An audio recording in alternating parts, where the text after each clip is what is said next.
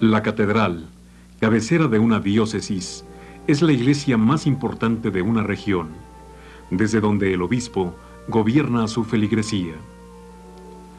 Durante varios siglos, la catedral se constituyó en símbolo y orgullo de la Ciudad de México. Todos los hombres de la comunidad participaron de alguna manera en su construcción. Construcción que duró prácticamente los 3 siglos del período virreinal.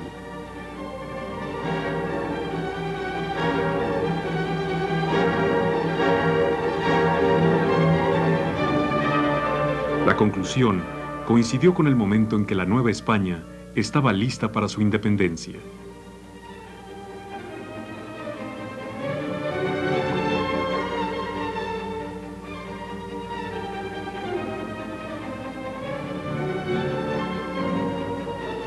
Concluida la conquista, el centro urbano de la Ciudad de México se organizó a partir de una gran plaza, en la cual quedaron los principales edificios civiles y religiosos. Para la iglesia se reservaron los solares que cerraban el espacio por el norte. Mientras se construía, se improvisó una capilla en las casas viejas de Cortés. Como ocurre en muchas de las construcciones de la etapa virreinal, un primer edificio antecede al que vemos en la actualidad. Con el objeto de atender las necesidades espirituales de la naciente sociedad, el alarife Martín de Sepúlveda construyó un primer templo entre 1524 y 1532, mismo que a partir de 1530, al erigirse la diócesis de México, se elevó a la dignidad de catedral, siendo Fray Juan de Zumárraga su primer obispo. Se intentaba con ello reforzar la presencia del clero secular frente a la importancia que había alcanzado el clero regular, especialmente entre los indígenas. En 1545, la jurisdicción del obispado adquirió el rango de arquidiócesis. Por ello, la construcción empezó a resultar pequeña e indigna para la ciudad y su nuevo territorio. Testigo de la grandiosidad que alcanzaron los conjuntos monacales a mediados del siglo XVI, en contraste con la pequeñez y pobreza de la catedral, el cronista Cervantes de Salazar se lamenta: da lástima que en una ciudad a cuya fama no sé si llega la de alguna otra, y con vecindario tan rico, se haya levantado en el lugar más público un templo tan pequeño, humilde y pobremente adornado. Esa primera catedral era basilical, con 3 naves separadas por 2 danzas de pilares ochavados de orden toscano, con el techo central a 2 aguas y los laterales de vigas planas. Todo lo anterior hizo que se obtuviera licencia para construir un nuevo edificio. Pero las obras avanzaron con tanta lentitud que la primitiva construcción siguió funcionando hasta 1625, cuando se derribó para acelerar los trabajos de la nueva.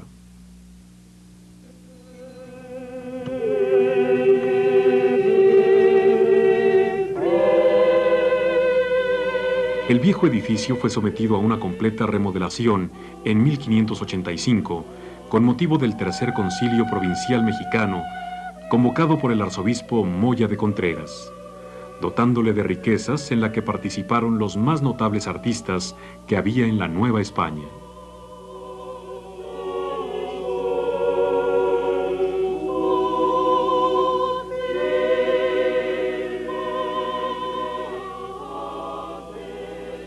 Desde 1562 se había empezado a trabajar en la nueva catedral. Inicialmente se había pensado en una amplia construcción de planta basilical con 7 naves. Pronto se convino en reducirlas a 5. El proyecto era de tal envergadura y las condiciones del subsuelo tan impropias que solo en los trabajos de cimentación se invirtieron 40 años. El resultado había de ser un edificio que combinaba la tradición con la funcionalidad. Nave central más elevada, naves de capillas y naves procesionales, altar mayor y coro de canónigos, sacristía, sala capitular y la capilla de los reyes, símbolo del poder real. A consecuencia de la terrible inundación que padeció la Ciudad de México en 1629, la construcción se paralizó varios años por tener que emplear en obras del desagüe los fondos destinados a ella. Debido a lo poco propicio del subsuelo y para aligerar el edificio, se llegaría a utilizar tesontle en vez de cantera. Esta piedra roja, de origen volcánico, resultó estupendo material por su dureza y poco peso.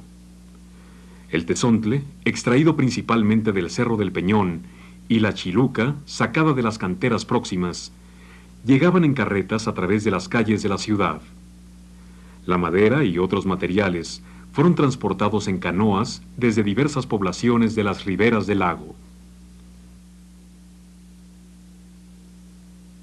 Las herramientas de los canteros, el ruido de los andamios y el acarreo de los materiales debieron resonar en el cercano derredor día tras día, hasta convertirse en sonido característico durante cerca de 300 años.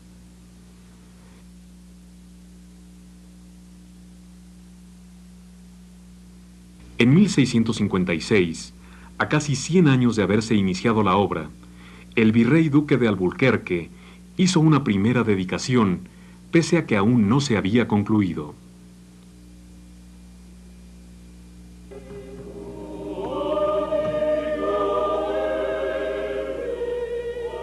Once años después, en 1667, se cerró la última bóveda.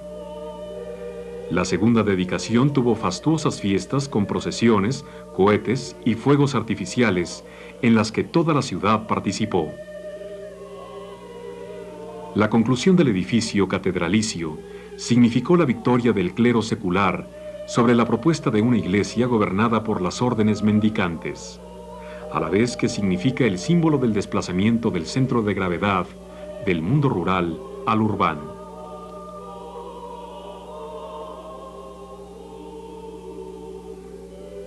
En cierto modo, la catedral estaba por fin terminada. Sin embargo, la obra distaba mucho de estar concluida. Faltaba el mobiliario y el adorno exterior. Se habría de invertir otro siglo y medio más en la construcción de los retablos para las capillas, en la decoración de la sacristía, en la construcción de las 3 portadas de la fachada principal, en las 2 del crucero y en levantar sus torres, así como en la construcción de la sillería y órganos del coro.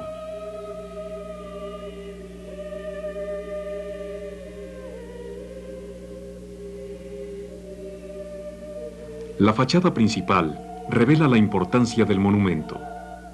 Sus 3 portadas fueron terminadas a finales del siglo XVII. En el relieve central se observa la imagen de la Asunción, advocación tutelar del templo.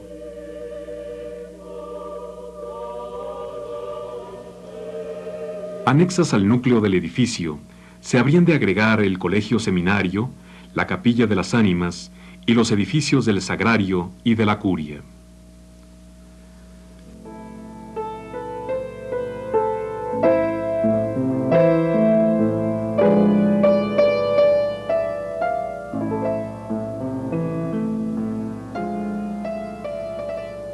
La construcción del sagrario o parroquia catedralicia Se llevó a cabo entre 1749 y 1768, bajo la dirección de Lorenzo Rodríguez.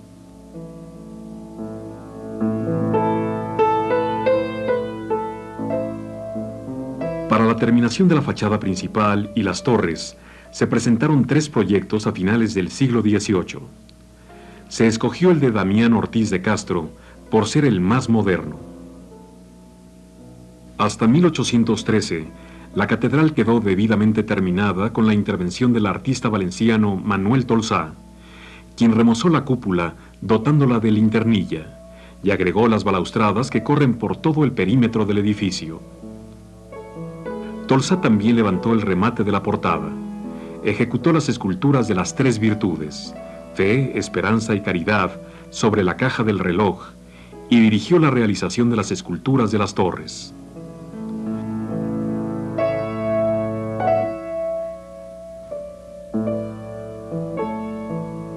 Como símbolo arquitectónico afortunado, la catedral fue semillero de formas al repercutir en otros edificios catedralicios de la Nueva España.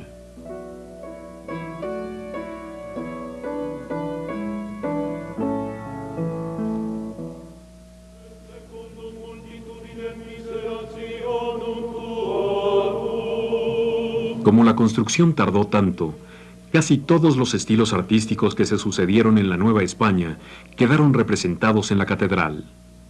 Francisco de la Maza decía que el gótico vino a morir a México.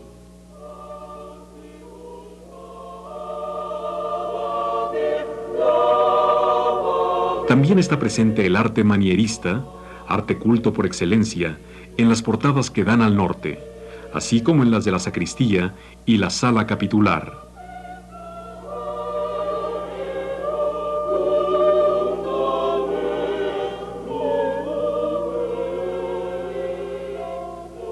El estilo barroco está representado tanto en el exterior como en el interior.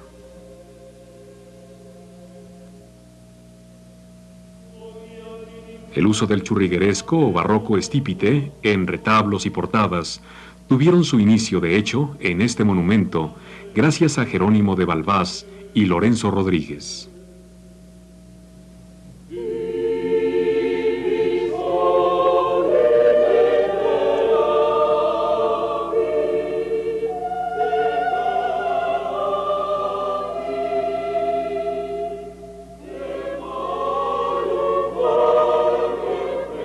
El neoclásico también está presente, e incluso el arte de nuestros días. A la catedral han llegado las mejores obras de arte. Su jerarquía y poder eclesiásticos así lo requieren.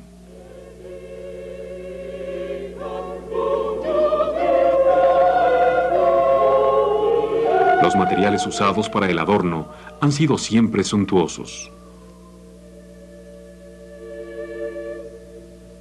El tesoro artístico que aún posee es impresionante.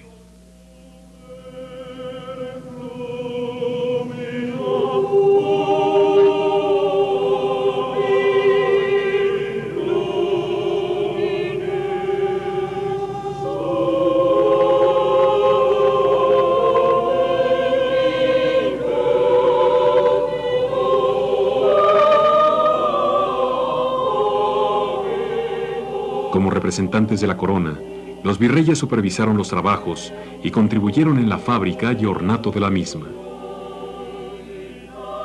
Las cofradías gremiales hicieron acto de presencia a través del lujo y el ornato de las capillas que tenían a su cargo, mostrando a la sociedad su poderío y bienestar económico.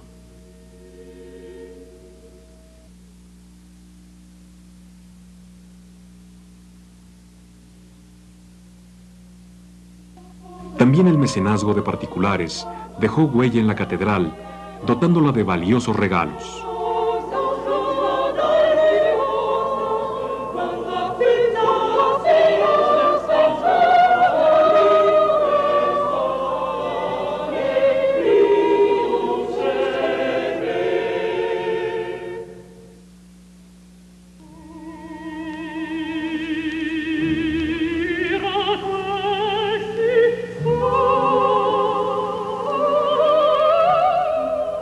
Los pecados diarios se expiaron a través de la confesión y de la penitencia.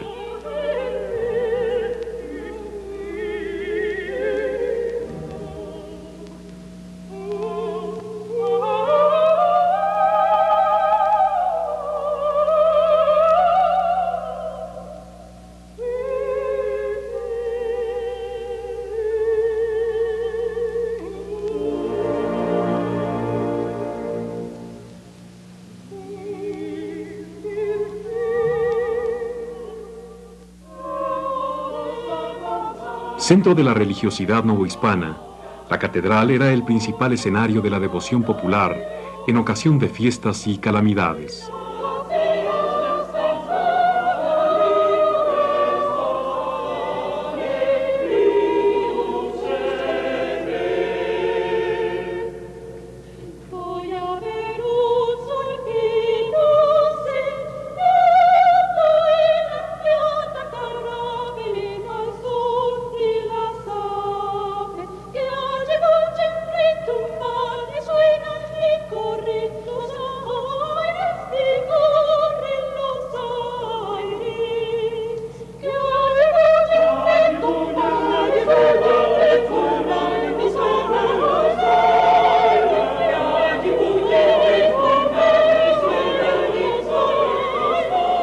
A ella llegaron de visita algunas imágenes tan célebres como la de Guadalupe, la de los Remedios o Nuestra Señora de la Misericordia de Panamá, con el objeto de recabar limosnas para la construcción de su santuario en el Darién u otras.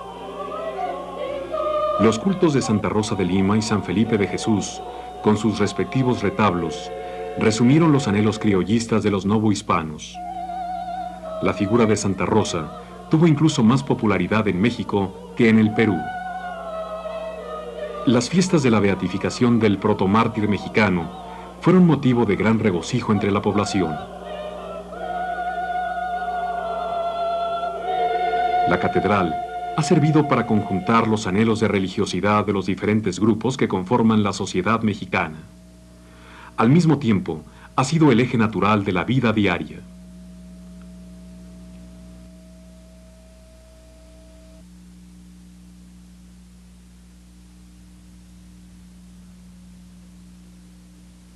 La catedral representaba el ciclo vital de nacimiento y muerte de buena parte de la sociedad novohispana. Ahí se bautizaba a los nuevos miembros y ahí mismo, en el cementerio, se enterraban.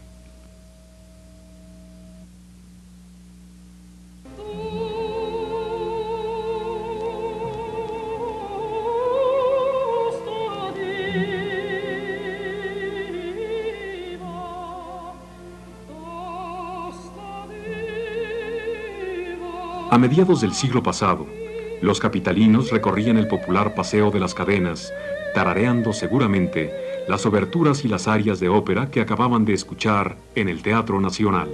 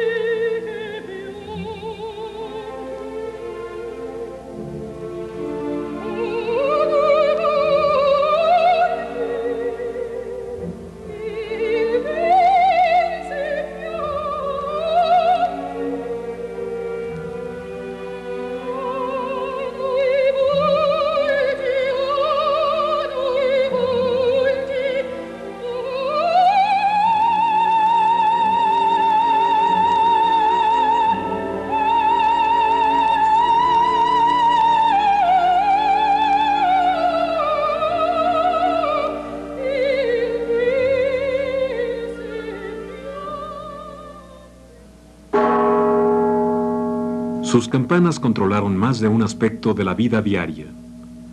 Anunciaban desde los oficios a los que los fieles deberían asistir hasta las fiestas y celebraciones importantes, el fallecimiento de las autoridades y la llegada a las costas de las flotas con su rico cargamento de objetos suntuarios de Europa y Oriente.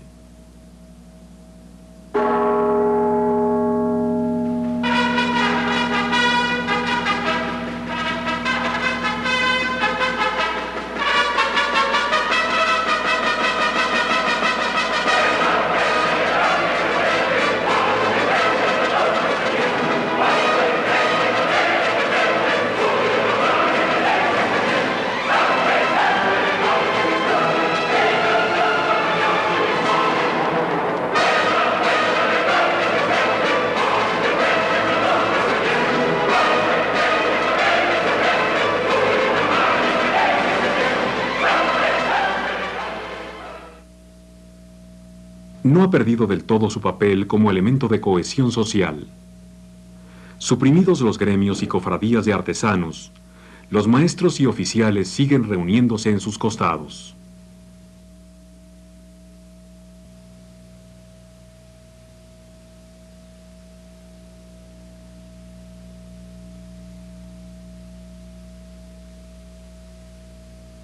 Quizá por resultarnos ya demasiado familiar, se usa indistintamente como área museográfica.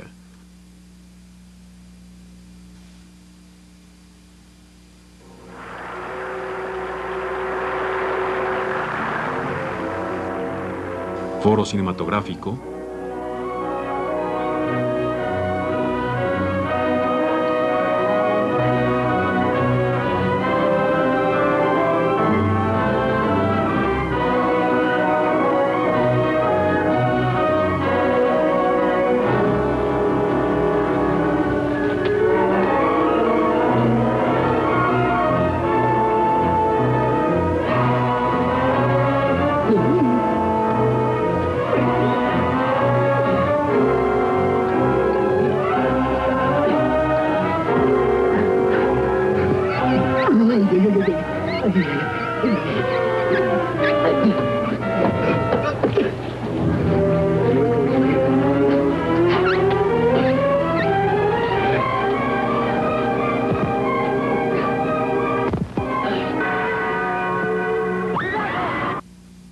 Tribuna política o sala de conciertos.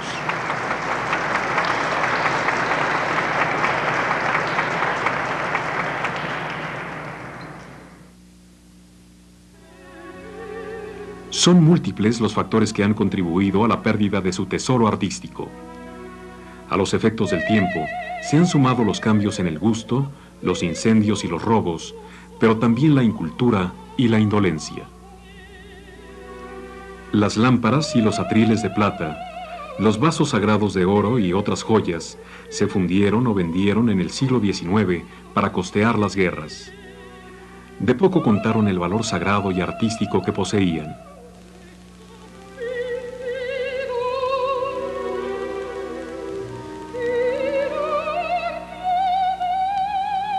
A causa del cambio en la moda artística, el altar mayor de mediados del siglo XVII lo sustituyó un ciprés barroco a mediados del siglo XVIII, hecho por Jerónimo de Balbás, mismo que a su vez lo suplió el de Lorenzo de la Hidalga, de gusto neoclásico, retirado en 1943.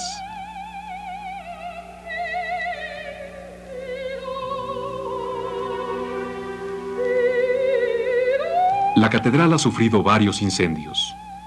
Uno destruyó la capilla de San Miguel. Otro consumió el altar mayor del Sagrario. El más reciente, de 1967, destruyó el altar del Perdón, gran parte del coro de canónigos y las pinturas de la cúpula de Jimeno y Planes.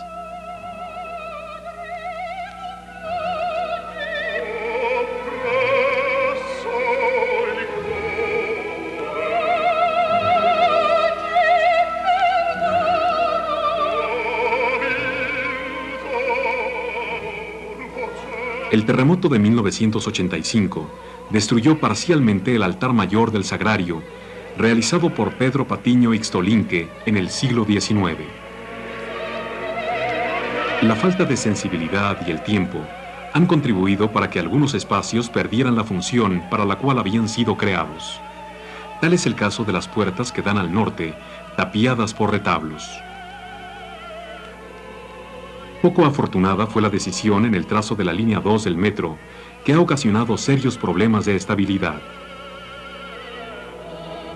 Tan serios que 516 pilotes de control, que se usaron para consolidar el edificio en 1972, no han dado los resultados esperados, y actualmente se hacen inauditos esfuerzos para evitar su derrumbe, ocasionado por los 2 metros de desnivel en su piso.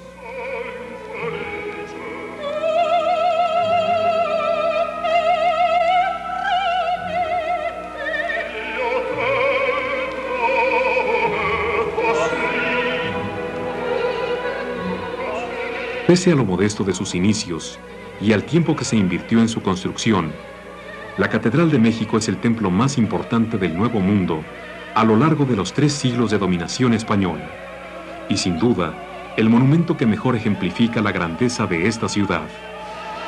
En este sentido, la catedral es suma y reflejo de lo que ha sido México hasta el día de hoy.